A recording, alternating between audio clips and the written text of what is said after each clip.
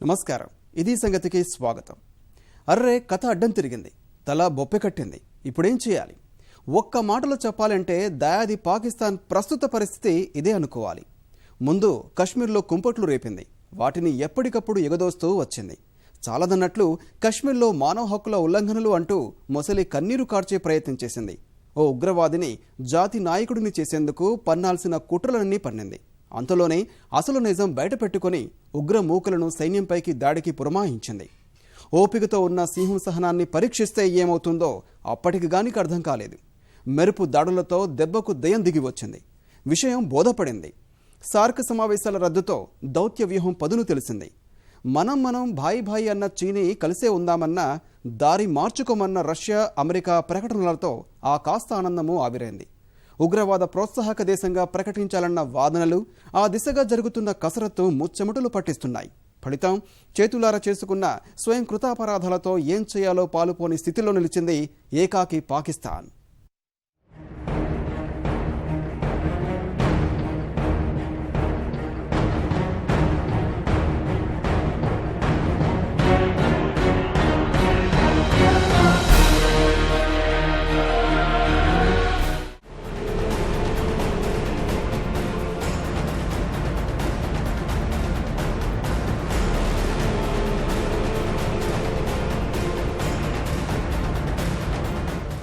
రోజురోజుకి పదునెక్కుతున్న భారత దౌత్య వ్యూహం,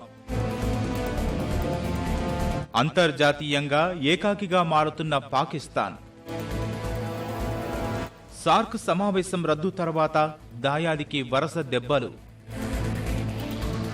ఇప్పటికే భారత్కు పూర్తి మద్దతు ప్రకటించిన రష్యా, అణుకవ్వింపులు వద్దని పాక్కు అమెరికా హితవు. ఇదంతా అనుకున్నదే అవుతోంది. కొద్ది రోజుల క్రితమే భారత భద్రతా సలహాదారు అజిత్ దోవల్ వెల్లడించిన వ్యూహమే పక్కాగా అమలు జరుగుతోంది. జిత్తుల మారి పాకిస్తాన్ బిత్తరపోయే పరిణామాలు ఒక్కొక్కటిగా వారి భ్రమల్ని పటాపంచలు చేస్తున్నాయి. ఇంతకీ పాకిస్తాన్ను గిరిగీసి కొట్టేందుకు భారత్ రచించిన ఆ వ్యూహం ఏమిటి? How do we tackle Pakistan? I talked about their having the nuclear threshold, having the strategic weapon systems, missiles, strategic partnership with China. India is having a long border with China and Pakistan. How do we tackle with it? You know, we engage an enemy in three modes. One is a defensive mode. That is, you see all the chowkidars and chaprasis outside. That is, if somebody comes here, we'll prevent him. One is the defensive offense. That is, to defend ourselves, we will go to the place from where the offense is coming. And third is the offensive mode, where you go outright. Nuclear threshold is a difficulty in the offensive mode, but not in the defensive offense. While we are working today only in the defensive mode. Now when we come into the defensive offense, then we start working on the vulnerabilities of Pakistan. It can be economic, it can be internal security, it can be political, it can be their isolation internationally, it can be their this thing like that, of exposing their terrorist activities, or it can be anything. It can be defeating their policies in Afghanistan, making it difficult for them to manage internal political balance or internal security. I'm not going into those details. But when you change the engagement from the defensive mode, because in the defensive mode you throw 100 stones on me, I stop 90, still 10 hurt me, and I can never win, because either I lose or there's a stalemate. You start war at your time, you throw a stone when you want, you have a peace when you want, you have the talks when you want. If you are in the defensive offense, we will see where the balance of equilibrium is. Pakistan's vulnerability is many times higher than of India. Once they know that India has shifted its gear from the defensive mode to defensive offense, they will find that it is unaffordable for them. You can do one Mumbai, you may lose Balochistan. There is no nuclear war involved in that. There is no engagement of troops. If you know the tricks, we know the tricks better than you. పాకిస్తాన్ను ఎలా ఎదుర్కోవాలి అన్న ప్రశ్నలకు ఇప్పుడు ఇదే వ్యూహం స్పష్టమైన సమాధానంగా నిలుస్తోంది. ఆత్మరక్షణ వ్యూహం నుంచి ఆత్మరక్షణ ప్రతిదాడుల పంథా స్పష్టంగా కనిపిస్తోంది. ఉరి ఉగ్రదాడికి భారత్ ప్రతిస్పందనతోనే అందరికీ అందుకు సంబంధించిన స్పష్టమైన సమాధానం వెళ్ళింది. మెరుపు దాడులు శత్రువుల వెన్నులో వణుకు పుట్టించాయి.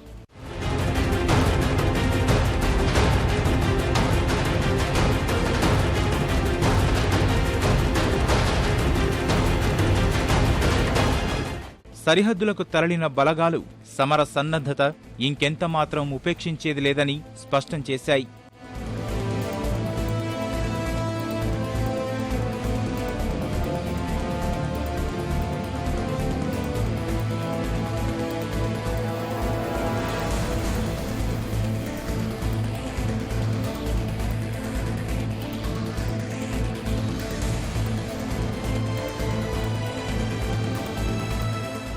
కరకు సందేశాలు, సైనిక విన్యాసాలు ఎలాంటి పరిస్థితిని ఎదుర్కొనేందుకైనా సర్వం సిద్ధమనే సంకేతాలు పంపాయి.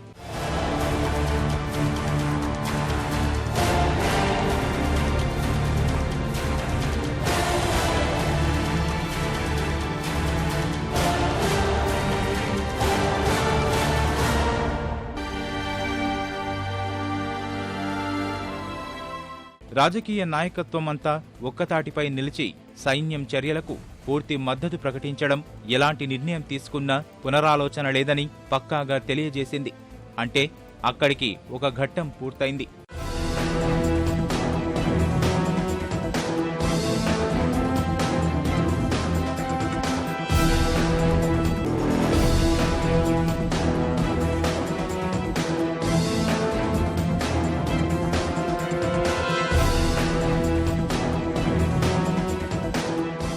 తర్వాతి ఘట్టం పాకిస్తాన్ను అంతర్జాతీయంగా ఏకాకి చేయడం, అణుబూచిని చూపి విర్రవీగుతున్న పొగలను అణచడం.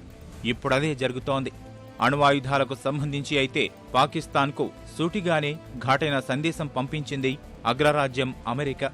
దాయాది చెవికి ఎక్కేలా అమెరికా ఏం చెప్పిందనే వివరాలు చూస్తే భారత్, సన్నిహిత దేశాలపై అణువస్త్ర ప్రయోగం మాటలు మానుకోవాలి, సంయమనం పాటించాలి. అదే సమయంలో పాకిస్తాన్కు గుడ్లు తేలేయాల్సిన మరో మాటను చెప్పింది అమెరికా.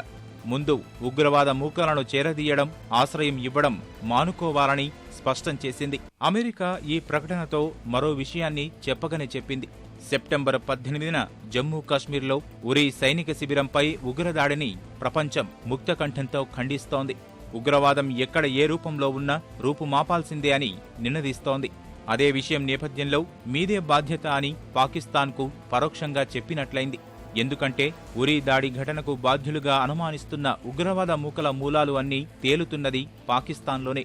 ఇప్పుడదే రక్త పిశాచులను వెళ్లగొట్టమని దాయాదికి చెబుతోంది అగ్రరాజ్యం. భారత ఉపఖండంలో పెరుగుతున్న ఉగ్రముప్పు ఇప్పటికే ప్రతి దేశాన్ని ఎంతో కలవరపెడుతోంది. ఉరీ దాడి అందుకు కొనసాగింపు మాత్రమే. ఈ విషయంపై అమెరికా ఎప్పట్నుంచో చెబుతున్న మాట ఉగ్రవాదుల భరతం పట్టాలి. ముఖ్యంగా Lashkare Taiba, LET, Jaishe Mohammed, JEM, Haqqani network. ముందు వాటిని తుదముట్టించాలని అమెరికా ఉపాధికార ప్రతినిధి మార్క్ టోనర్ స్పష్టం చేశారు. భారత్లో ముంబై మారణహోమం సహా ఎన్నో మారణకాండలకు ఆ రెండు సంస్థల అధిపతులు సూత్రధారులుగా ఉన్నారు. కొద్ది రోజులుగా అది చేస్తాం, ఇది చేస్తాం, అవసరమైతే అణుబాంబులు వేస్తామంటూ పాక్ చేస్తున్న రెచ్చగొట్టే వ్యాఖ్యలను ఎంతమాత్రం సమర్థించేది లేదంది అమెరికా. అణువాయుధ సంపత్తి ఉన్న దేశాలు అత్యంత సంయమనం, జవాబుదారీతనంతో ఉండాలని పాక్కు అగ్రరాజ్యం హితబోధ చేసింది. అదే పాకిస్తాన్ ప్రభుత్వానికి తాము నేరుగా చెప్పదలుచుకున్న విషయమని మార్క్ టోనర్ ప్రకటించారు. అంతకుముందే జరుగుతున్న పరిణామాలు, సరిహద్దుల్లో ఉద్రిక్త పరిస్థితులపై భారత్కు రష్యా పూర్తి మద్దతుగా నిలిచింది. పాకిస్తాన్ ఆక్రమిత కశ్మీర్లో భారత సైన్యం సర్జికల్ దాడులు చేయడాన్ని సమర్థించింది. ఆ మేరకు ఒక ప్రకటన చేసిన భారత్లో రష్యా రాయబారి ఉగ్రవాద కార్యకలాపాలకైనా తమ దేశం వ్యతిరేకమన్నారు. పాకిస్తాన్ నుంచి వచ్చిన ఉగ్రవాదులు ఉరీ సైనిక శిబిరంపై దాడి చేసి భారత జవాన్లను చంపారని బహిరంగంగా చెప్పిన తొలి దేశం రష్యానే అని తెలిపారు. భారత్కు నష్టం కలిగించేలా పాక్ ఉగ్రవాదులను ప్రోత్సహించడం ఆపివేయాలని హితవు పలికారు. ఆ సందర్భంగానే భారత్లో ప్రజలు, సైనిక స్థావరాలపై ఉగ్రవాదులు దాడులు చేయడాన్ని అతిపెద్ద మానవ హక్కుల ఉల్లంఘనగా అభివర్ణించింది రష్యా. అంతకుముందు ఇటీవల పాకిస్తాన్ కలిసి నిర్వహించిన సైనిక విన్యాసాల విషయంలోనూ రష్యా ఆఖరి నిమిషంలో భారత్ అభ్యంతరాలను పరిగణలోకి తీసుకుంది. ఇక్కడికి రెండు పెద్ద దేశాల వద్ద పాకిస్తాన్ ముఖం చూపించుకోలేని పరిస్థితి కల్పించడంలో భారత దౌత్య యంత్రాంగం నడిపిన మంత్రాంగం ఓ కొలిక్కి వచ్చింది. సార్క్ సమావేశాల విషయంలోనూ పాకిస్తాన్కు పరాభవమే ఎదురైంది. విధిలేని పరిస్థితుల్లో సమావేశాలు రద్దు చేసుకోవాల్సి వచ్చింది. దక్షిణాసియాలో ఒంటరి అయింది. నవంబర్లో పాకిస్తాన్ రాజధాని ఇస్లామాబాద్లో జరగాల్సిన సార్క్ సమావేశాలపై ఉరీ దాడి తర్వాతే నీలి మేఘాలు కమ్ముకున్నాయి. దక్షిణాసియా ప్రాంతీయ సహకార కూటమి సార్క్లో సభ్య దేశాలు 8. అవి భారత్, పాకిస్తాన్, నేపాల్, భూటాన్, బంగ్లాదేశ్, ఆఫ్ఘనిస్తాన్, శ్రీలంక, మాల్దీవులు. వాటిల్లో ఉరీ దాడి తర్వాత భారత్తో పాటే భూటాన్, బంగ్లాదేశ్, ఆఫ్ఘనిస్తాన్, శ్రీలంక ఇస్లామాబాద్ భేటీకి దూరమని ప్రకటించాయి. తర్వాత ఆ జాబితాలో మాల్దీవులు చేరింది. అలాంటి పరిస్థితుల్లో చేసేదేం లేక సార్క్ సమావేశాలను వాయిదా వేస్తున్నట్లు ప్రకటించి ఆ మేరకు చైర్గా వ్యవహరిస్తున్న నేపాల్కు సమాచారమిచ్చింది పాకిస్తాన్. అప్పుడే సార్క్ సభ్య దేశాలన్నీ తీరు మార్చుకోవాలని, ప్రాంతీయ సామరస్యతకు విఘాతం కలగకుండా వ్యవహరించాలని పాకిస్తాన్కు సూచించాయి. ఇప్పుడు ఒక విషయం స్పష్టం. ఇప్పటివరకు చెబుతున్న దుందుడుకుగా వ్యవహరించడానికి పాకిస్తాన్ ముందరి కాళ్లకు బంధనాలు పడినట్లే. ఎప్పటికీ పాక్, చీనీ భాయి అంటున్న ఒక్క చైనా తప్ప దాయాదిని నమ్మేవాళ్లెవరూ కనిపించడం లేదు. ఒకవేళ చైనా దన్ను చూసుకొని మళ్లీ పేట్రేగుదామని అనుకున్న రష్యా, అమెరికా మాటల్ని గమనంలో పెట్టుకోవాలి. వాటన్నింటికీ మించి ఆత్మరక్షణ, ప్రతిదాడి వ్యూహంలో భాగంగా భారత్ కూడా ఆయుధ భాండాగారంలో ఉన్న అణువాయుధాలన్నీ ఎక్కుపెడితే వారి నామరూపాలు కూడా మిగలవు. ఈ ఉగ్ర కార్ఖానాలు, కుట్రల సూత్రధారులు, వారి తాబేదారులు ఏ ఒక్కరూ ప్రాణాలతో బయటపడలేరు. సాధారణంగా అలాంటి పరిస్థితి వచ్చే అవకాశం లేకపోయినా కాదు కూడదని పాక్ తెగబడితే మాత్రం ఆ గుణపాఠం తప్పదు. ఇక్కడ చెప్పుకోవాల్సిన మరో ముఖ్య విషయం పాకిస్తాన్ను ఉగ్రవాద దేశంగా ప్రకటించాలని పెరుగుతున్న డిమాండ్లు.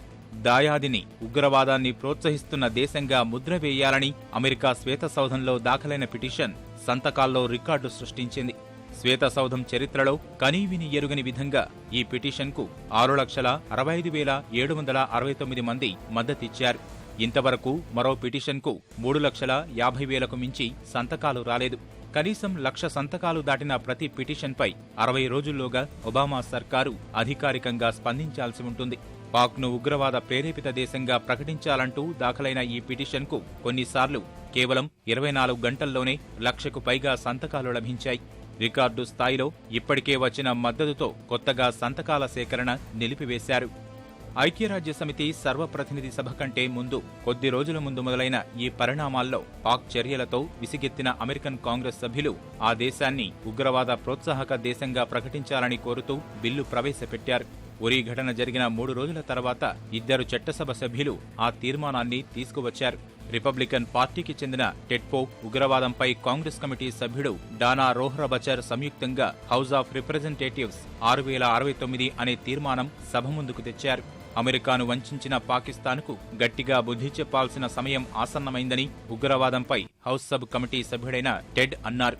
అమెరికాకు మిత్రదేశంగా ఉంటూ శత్రుదేశాలకు పాక్ సహాయం చేస్తోందని ఆయన ఆరోపించారు.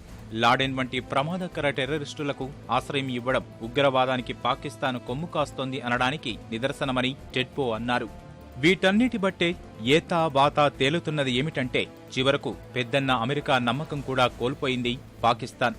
అదే స్థానంలో ఫలిస్తున్న మన దౌత్య ప్రయత్నాలతో ఇటు రష్యాతో ఉన్న సఖ్యత ఏమాత్రం చెదరకుండానే పాకిస్తాన్ విషయంలో అమెరికా మద్దతు సాధించడంలో భారత్ విజయం సాధించింది.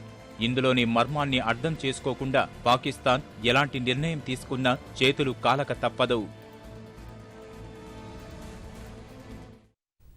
2014 అక్టోబర్ 2 మహాత్మాగాంధీ జయంతి సాక్షిగా భారతావని స్వచ్ఛ నినాదం అందుకుంది. ప్రధానమంత్రి నరేంద్ర మోదీ పిలుపు మేరకు యావత్ దేశం ముందడుగు వేసింది. దశాబ్దాలుగా పేరుకుపోయిన చెత్తను ఏరి పారేస్తామంటూ కదిలి వచ్చింది. కోట్లాది మందిని ప్రభావితం చేసే ప్రముఖుల నుంచి మొదలు పెడితే సామాన్యుడి వరకు నేను సైతం అంటూ ఉద్యమంలో భాగస్వాములయ్యారు. 2 ఏళ్లు గడిచాయి. పరిశుభ్రతా ప్రయాణంలో మనం ఇప్పుడు ఎక్కడున్నాం? సమాధానం వెతుక్కుంటే మాత్రం ఎన్నో ప్రశ్నలు, మరెన్నో అనుమానాలు. వీటి సంగతి ఎలా ఉన్నా ఎవరేమన్నా 2 ఏళ్ల పైన లక్ష్య సాధనలో దశాబ్దాలుగా సాధించలేని స్ఫూర్తిని నింపింది స్వచ్ఛ భారత ప్రయత్నం. కోట్లాది మందిలో స్వచ్ఛతా ప్రయోజనాలపై చైతన్య దీప్తులు రగిల్చింది. మరింత ఉత్సాహంతో స్వచ్ఛందంగా ముందుకు సాగేందుకు మార్గనిర్దేశం చేస్తోంది.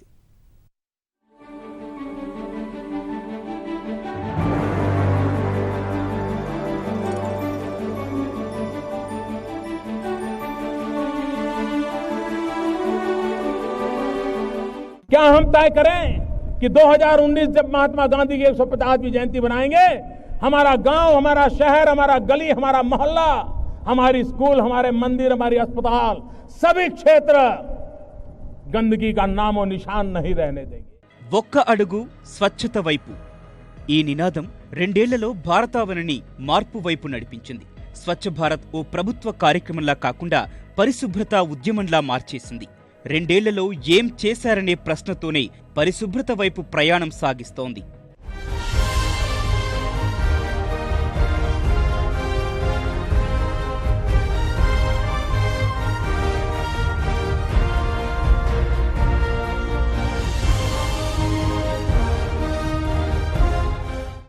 మహాత్ముని జయంతి సాక్షిగా ఆరంభమైన భారత పరిశుభ్రత ప్రయాణం నెమ్మదిగా ఆరంభమై వేగం పుంజుకుంది. ఏ మార్పు ఒక్కసారిగా జరగదని నిరూపిస్తూ కోట్లాది మంది భారతీయుల్లో స్వచ్ఛత అవసరంపై ఓ చైతన్యమైతే రగిలించింది. శుభ్రతపై ఓ స్పృహను రగిల్చింది. ఆడవారి ఆత్మాభిమానాన్ని దెబ్బతీస్తున్న బహిరంగ మలమూత్ర విసర్జనపై ఏకంగా దేశం యుద్ధం ప్రకటించేలా చేసింది.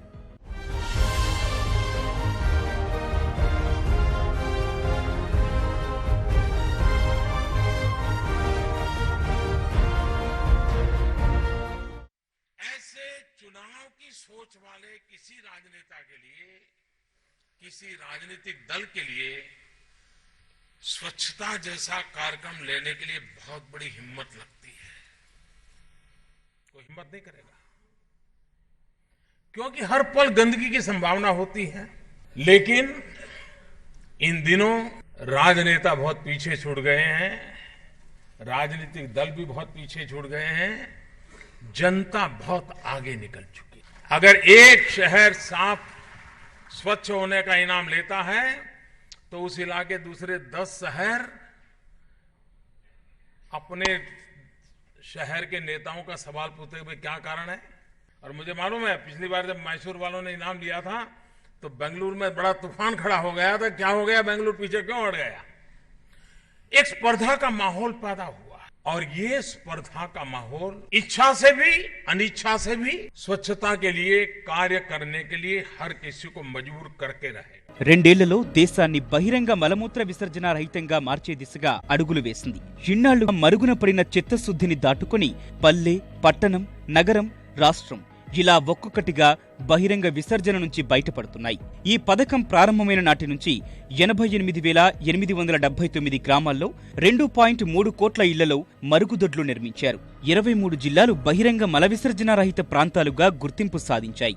2016-17 లక్ష్యానికి గాను 739 నగరాలకు 405 నగరాల్లో అవమానాల నుంచి బయటపడ్డాయి. పట్టణాల్లోని 39,571 వార్డుల్లో ఇంటింటికి తిరిగి చెత్త సేకరించే కార్యక్రమం కొనసాగుతోంది. దేశంలోని 4,041 నగరాలతో పోల్చితే ఇది 48%. పట్టణ ప్రాంతాల్లో 36% ఇళ్లలో, గ్రామీణ ప్రాంతాల్లో 55% నివాసాల్లో మరుగుదొడ్లు అందుబాటులోకి వచ్చాయి. నగరాలు, పట్టణాల్లో 76,000కు పైగా సామూహిక మరుగుదొడ్లు పూర్తయ్యాయి.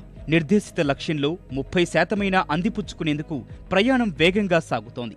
స్వచ్ఛ భారత్పై 3 దశాబ్దాలుగా కేంద్ర గ్రామీణ పారిశుధ్య పథకం, సంపూర్ణ గ్రామీణ పారిశుధ్య కార్యక్రమం, నిర్మల్ భారత్ అభియాన్ వంటి పథకాలు చేయలేని మార్పును 2 ఏళ్లలోనే స్వచ్ఛ భారత్ చేసిందని చెప్పడంలో ఎలాంటి సంశయమూ లేదు.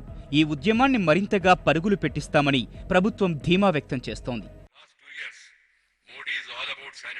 Modi means not our Modi ji. Modi means making of developed India. That is the mission for all of us, that we are all moving in that direction. There were some feeble efforts in the past also to make our country clean. But the difference now is the intent, the passion, the people's participation and the progress. Our country can literate only when we are free from this menace of littering in the open. Sanitation literacy is the need of the hour. And behavioral change is the solution for which efforts are on. సంకల్పం ఉంటే స్వచ్ఛ భారత్ అసాధ్యమేం కాదని నిరూపిస్తున్నాయి కొన్ని నగరాలు, పట్టణాలు. స్వచ్ఛతా ఉద్యమంలో దేశంలోని ఇతర ప్రాంతాలకు ఆదర్శంగా నిలుస్తున్నాయి.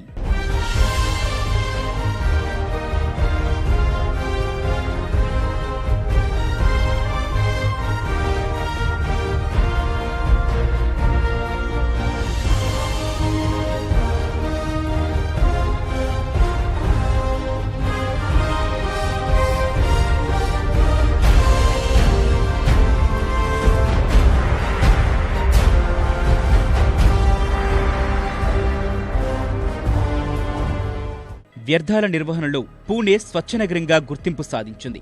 స్వచ్ఛ కోఆపరేటివ్ సొసైటీకి చెందిన వ్యర్థాల సేకరణ బృందం ఈ బృహత్ కార్యక్రమంలో ముఖ్య భూమిక పోషిస్తోంది. 2000 మందికి పైగా సేవకులు నగరంలోని ప్రతి ఇంటికి వెళ్లి వ్యర్థాలు సేకరించి పునరుత్పత్తి కేంద్రానికి తరలిస్తారు. రీసైకిల్ చేయగలిగిన వాటిని మార్కెట్కు తరలిస్తూనే మిగిలిన చెత్తను ఎరువుగా మార్చేస్తున్నారు. స్వచ్ఛ సైనికుల అవిశ్రాంత శ్రమ, నగరపాలక సంస్థ సహకారం వెరసి పూణే వ్యర్థాల నిర్వహణలో దేశానికే ఆదర్శంగా నిలిచింది. పర్వత శ్రేణుల ప్రాంతాల్లో దేశంలోనే హిమాచల్ ప్రదేశ్ మండి జిల్లా బహిరంగ మలమూత్ర విసర్జనారహిత జిల్లాగా ఖ్యాతి గడించింది. ఇక్కడ ప్రతి ఒక్కరూ మరుగుదొడ్డి వినియోగిస్తారు. ఎక్కడా చెత్త, దుర్గంధం నిల్వ కనిపించకుండా ఎప్పటికప్పుడు శుభ్రం చేస్తారు. మండి జిల్లాను పరిశుభ్రంగా మార్చడంలో స్వయం సహాయక సంఘాల మహిళలదే కీలక పాత్ర. నీటి నిర్వహణ సహా ఇంకుడు గుంతలు, వ్యర్థాల కోసం వర్మీ కంపోస్టు గుంతలు నిర్మించారు. పటిష్టమైన ప్రణాళికల ఫలితంగా మండి దేశంలోనే స్వచ్ఛమైన జిల్లాగా గుర్తింపు సాధించింది.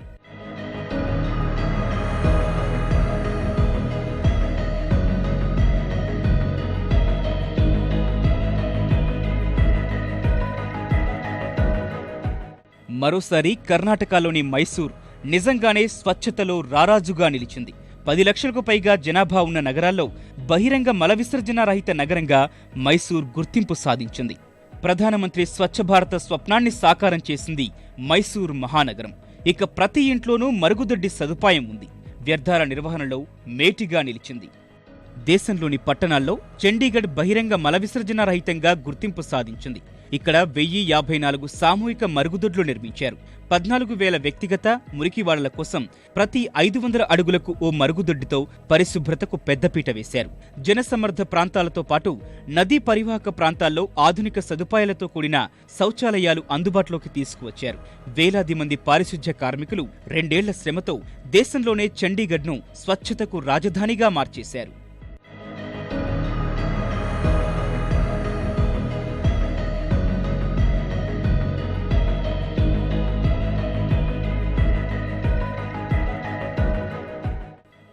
మహారాష్ట్రలోని సింధుదుర్గ్ మైదాన ప్రాంతం అత్యంత పరిశుభ్ర జిల్లాగా నిలిచింది. ఇక్కడి ప్రజల సమష్టి కృషితో స్వచ్ఛతా స్ఫూర్తి రగిలిస్తోంది. దాదాపుగా 5,000 మంది స్వచ్ఛతా సైన్యంతో ప్రపంచ రికార్డు సృష్టించింది. అంగన్వాడీ పిల్లల స్థాయి నుంచి మరుగుదొడ్ల వాడకంపై అవగాహన కార్యక్రమాలు కొనసాగుతున్నాయి. 96% ఇళ్లు బహిరంగ మలమూత్ర విసర్జన నుంచి బయటపడ్డాయి. 98% ఇళ్లకు సురక్షితమైన తాగునీరు అందుతోంది. జిల్లాలో ఎక్కడ చూసినా స్వచ్ఛత పరిఢవిల్లుతోంది. దేశంలోని పర్యాటక ప్రాంతాల్లోనే అగ్రగామిగా స్వచ్ఛతా వెలుగులు విరజిమ్ముతోంది సిక్కిం రాజధాని గ్యాంగ్టక్. ఇక్కడకు వచ్చే సందర్శకులకు ప్రకృతి అందాలతో పరిశుభ్రత సాదర ఆహ్వానం పలుకుతోంది. 100% పారిశుధ్యం, 100% బహిరంగ మల విసర్జన రహితం, 100% ప్రతి ఇంట్లో మరుగుదొడ్డి, 100% సమర్థమైన వ్యర్థాల నిర్వహణ, ఇలా సంపూర్ణ స్వచ్ఛతకు నిదర్శనంగా నిలుస్తోంది గ్యాంగ్టక్. ఇక్కడ ప్లాస్టిక్ వాడటం అనేది నేరమే. దేశంలోని వారసత్వ కట్టడాల్లో రాన్ కీ వావ్ అత్యంత అరుదైన గౌరవం దక్కించుకుంది. అత్యంత స్వచ్ఛమైన చారిత్రక కట్టడంగా గుర్తింపు సాధించింది. స్వచ్ఛ భారత్ పిలుపును అందుకున్న గుజరాత్ వడోదరలోని ఎన్సీసీ, ఎన్ఎస్ఎస్ విద్యార్థులు ఇక్కడ స్వచ్ఛత కార్యక్రమాలు ప్రారంభించారు. స్వాతంత్ర్య దినోత్సవం, గాంధీ జయంతి, గుజరాతీ దివస్ ఇలా ప్రముఖ దినోత్సవం నాడు యువత పారిశుధ్య పనులు చేస్తుంటారు. వీరి కృషితో దేశంలోనే అత్యంత పరిశుభ్రమైన సాంస్కృతిక కట్టడంగా గుర్తింపు తెచ్చుకుంది రాన్ కీ వావ్.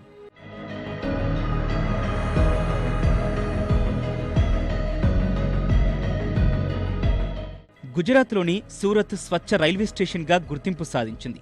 పగలు రాత్రి అనే తేడా లేకుండా వేలాది కార్మికులు రైలు నిలయంలో పరిశుభ్రతకు పట్టం కట్టారు. అత్యాధునిక పరికరాలతో ఎప్పటికప్పుడు పరిసరాలను పరిశుభ్రంగా ఉంచుతూ దేశంలోని రైల్వే స్టేషన్లలోనే ఆదర్శంగా నిలిపారు. ఆస్పత్రులు అంటే అపరిశుభ్రత రాజ్యమేలిన పరిస్థితులే మనకు కనిపిస్తాయి. కానీ post graduate medical research and education Chandigarh ఇందుకు విరుద్ధం. ఇక్కడి పారిశుధ్య కార్మికులు సహా ఆధునిక యంత్రాలతో ఎప్పటికప్పుడు పరిశుభ్రతకు పట్టం కడుతుంటారు. ఆస్పత్రి ప్రాంగణం మొత్తంగా చెత్త కుండీలు అందుబాటులో ఉంచారు. ఇక్కడ చెత్తతో ఎరువులు తయారు చేసే కార్యక్రమాన్ని ప్రయోగాత్మకంగా అమలు చేస్తున్నారు. ఇక్కడ బయోమెడికల్ వ్యర్థాల సేకరణ కేంద్రాన్ని ఏర్పాటు చేశారు. మొత్తంగా ఈ ఆస్పత్రి ఆరోగ్యం అందించడమే కాదు, పరిశుభ్రత పాఠాలు చెబుతోంది. సేవా కార్యక్రమంలో ముందుండే ఎన్సీసీ స్వచ్ఛతా అవార్డును గెలుచుకుంది. పరిశుభ్రత కార్యక్రమంలో పాల్గొనడమే కాదు, వేలాది మంది అభ్యర్థులు స్వచ్ఛత అవసరంపై ప్రచార కార్యక్రమాల ద్వారా ప్రజలకు అవగాహన కలిగించారు. బస్టాండ్లు, పాఠశాలలు, జలవనరుల్లో పరిశుభ్రత కార్యక్రమాన్ని చేపడుతున్నారు. స్వచ్ఛతపై కేంద్ర ప్రభుత్వం మరింతగా ప్రత్యేక దృష్టి సారిస్తోంది. బహుమతులు, గుర్తింపు ఇవ్వడం ద్వారా స్ఫూర్తి రగిలించాలనే ఉద్దేశంతో ముందుకు సాగుతోంది. ఆ సందర్భంగానే పరిశుభ్రత దైవత్వంతో సమానమని మోదీ స్వయంగా ప్రజలకు పిలుపునిచ్చారు. నగరాలు, సంస్థలకు పరిశుభ్రత ప్రయోజనాలు చెబుతున్నాయి. ఆలయాలు, మసీదులు, చర్చిలు పరిశుభ్రంగా ఉన్నప్పుడే ఆధ్యాత్మిక పరిమళాలు వెదజల్లుతాయని స్వచ్ఛత అవసరాన్ని మరోసారి గుర్తు చేశారు. స్వచ్ఛ భారత్ ఏం సాధించిందంటే సంపూర్ణ మార్పు కళ్ల ముందు కదలకపోయినప్పటికీ మార్పు దిశగా అడుగులైతే పడ్డాయి. ఇది ఓ ప్రభుత్వ కార్యక్రమం కాదనే విషయాన్ని ప్రజలు గుర్తుంచుకోవాలి. అందరూ కలిసినప్పుడే స్వచ్ఛ భారత ఆకాంక్ష సాకారమవుతుంది. దశాబ్దాలుగా పేరుకుపోయిన మకిలి తొలగిపోతుంది. పరిశుభ్ర భారతావని ఆవిష్కృతమవుతుంది.